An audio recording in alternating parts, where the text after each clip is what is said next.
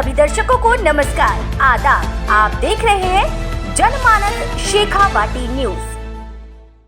खेतड़ी विकास समिति द्वारा संचालित MKM पब्लिक स्कूल खेतड़ी में आज हिंदी दिवस समारोह का आयोजन किया गया, जिसमें मुख्य अतिथि निर्भयराम शास्त्री सेवानिवृत्त प्रधानाध्यापक रहे व अध्यक्षता डॉक्टर मोहित सक्सेना ने की।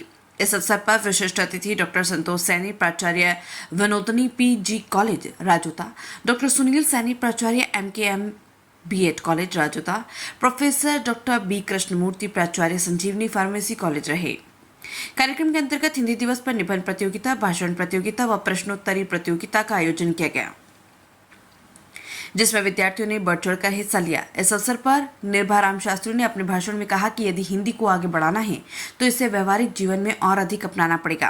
कार्यक्रम के अंत में डॉक्टर संतोष सैनी ने धन्यवाद दिया।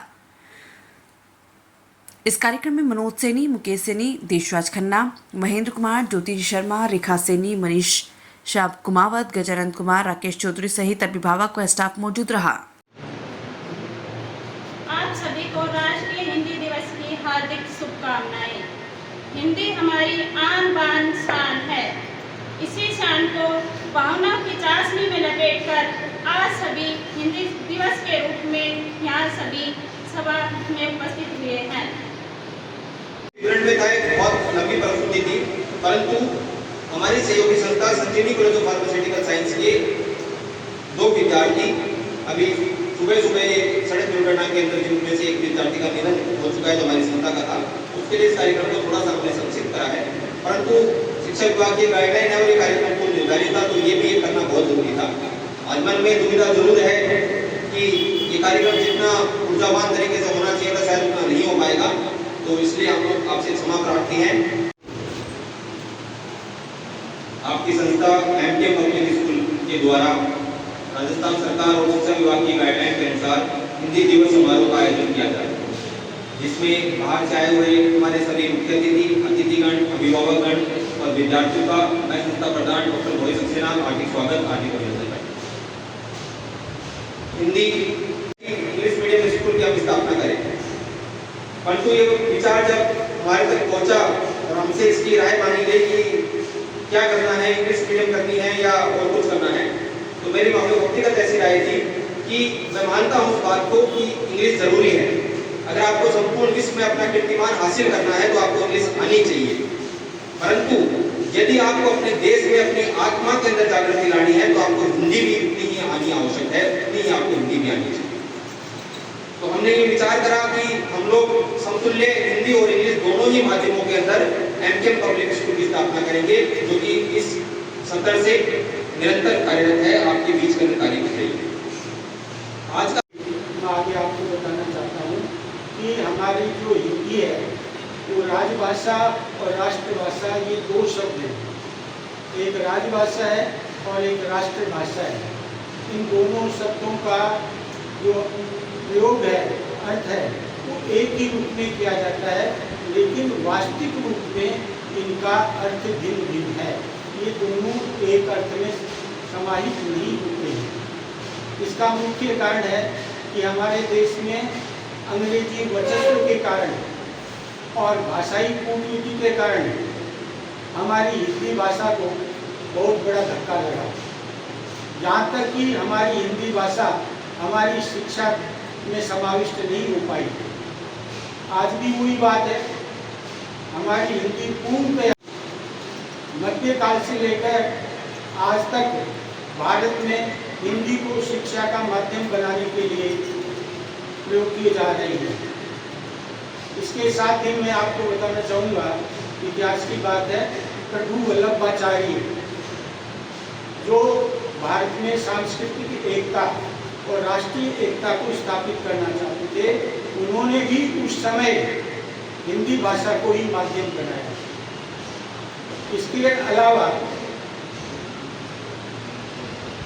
आप जब आगे चलेंगे तो राष्ट्रपिता महात्मा गांधी और लोकमान्य बाल गंगाधर तिलक, इन दोनों ने जो स्वतंत्रता का आंदोलन चला, उस आंदोलन में व्यापक प्रचार और प्रसार के लिए हिंदी भाषा को ही माध्यम बनाया।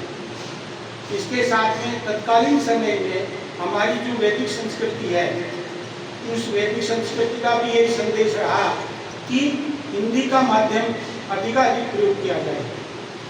लेकिन देश आज़ाद हुआ और आज़ादी के साथ ही हिंदी भाषा का विरोध किया जाने लगा। जब हमारे देश में संविधान के अनुसार इसको राष्ट्रभाषा का दर्जा दिया जाने लगा, तो दक्षिणी भारत के जो राज्य हैं उन्होंने भरपूर रूप से विरोध किया। फिर भी सरकार ने अहिंदी भाषी राज्यों के लिए अनेक प्रकार की सुविधाएं प्रदान की और उन सुविधाओं के अनुसार उनको कई कार्यों में छूट दी गई। लेकिन इतना सब कुछ होते हुए भी ये भाषा का विवाद दक्षिणी भारत में, उत्तरी भारत में बना ही रहा, सुलझा नहीं। जो हिंदी दिवस है, इसी के बारे में मैं 2-4 बातें आपको इतिहास के रूप में बताना चाहूँगा। देशव्यापी प्रसार और जन लोकप्रियता के कारण हमारी जो हिंदी भाषा है वो भारत में स्वयं सिद्ध राजभाषा है। हमारे संविधान में इसे राजकाज की भाषा भी स्वीकार किया गया है।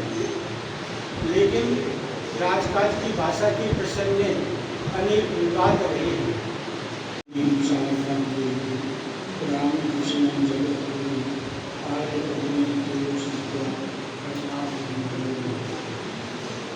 आज के कार्यक्रम के मंचासीन अतिथि श्री संतोष जी सैनी, डॉक्टर साहब चित्रमूर्ति सैनी, जो आप कॉलेज के प्राचार्य हैं, श्री शिव कुमार जी सैनी, जो आपके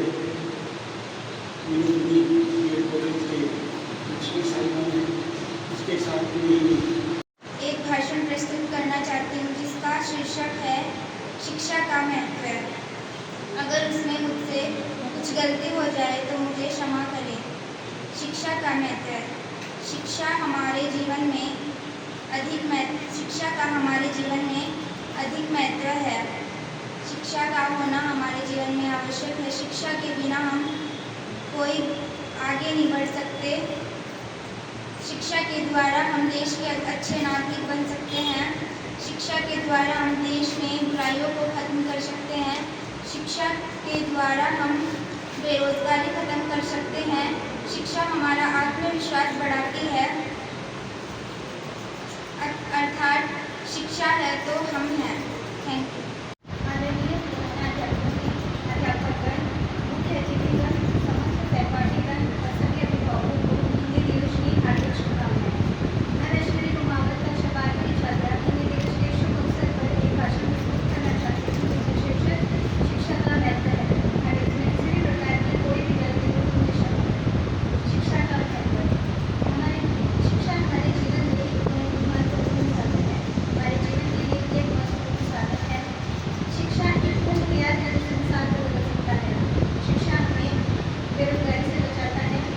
शिक्षा के द्वारा देश का विकास और संतुलित शिक्षा से ही संभव है। समाज में फैली है बुराइयों को दूर कर सकती है शिक्षा। सभी दर्शकों को नमस्कार, आदाब। आप देख रहे हैं जनमानस शेखावाटी न्यूज।